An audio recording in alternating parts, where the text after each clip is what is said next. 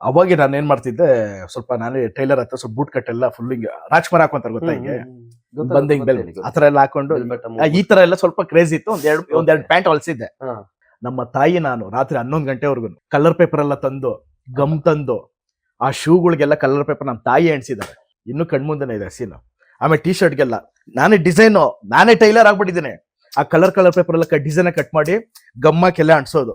ಆ ಲೈಟ್ಗೆ ಮಿಣ್ಮಿಣ ಅಂತ ಕಾಣಿಸುತ್ತಲ್ಲ, ಅರ್ಥ ಆಯ್ತಾ?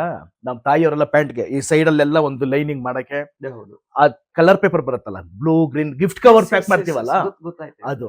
ಸರ್ ನೈಟ್ 11:30 ನಮ್ ತಾಯಿ ನಾನು ಅದು ಅಂಟಿಸಿದ್ವಿ ಸರ್.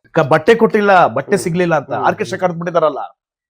ಆರ್ಕೆಸ್ಟ್ರಾ ಅಂದ್ರೆ ಅವಾಗ ರಾಜಮೌಳಿ ಪಿಕ್ಚರ್ ಅಲ್ಲಿ ಚಾನ್ಸ್ ಸಿಗ್ದಂಗೆ. ಆಮೇಲೆ 6:30 ಬನ್ನಿ ಅಂದ್ರು, ನಾವೇನಾಗೋಯ್ತು 8:30 ಹೋಗ್ಬಿಟ್ಟೆ. ನಮ್ ಇಬ್ರು ಫ್ರೆಂಡ್ಸ್ ಬರ್ತೀನಿ ಅಂತ ಹೇಳಿದ್ರು. ನನ್ನ ಮಕ್ಕಳು ಬರಕ್ ರೇಟ್ ಮಾಡ್ಬಿಟ್ರು. ಫೋನ್ ಇಲ್ಲ ಏನಿಲ್ಲ. ಆಮೇಲೆ ಕರ್ಕೊಂಡು ಹೋಗೋ ಅಷ್ಟೊತ್ತಿಗೆ ಸರ್ ನಮಸ್ಕಾರ ಸರ್ ಅಂತ ಬ್ಯಾಗ್ ಎಲ್ಲ ಹಾಕೊಂಡು ಹೋಗಿದ್ದೆ. ಆರ್ಕೆಸ್ಟ್ರಾ ನಡೀತಾ ಇದೆ, ಕೆಳಗಡೆ ನಿಂತ್ಕೊಂಡು ಸರ್ ನಮಸ್ಕಾರ ಸರ್ ಅಂತ. ಏನಪ್ಪಾ ಅಂದ್ರು. ಸರ್ ಅದೇ ಮೊನ್ನೆ ಅವಕಾಶ ಕೊಡ್ತೀವಿ.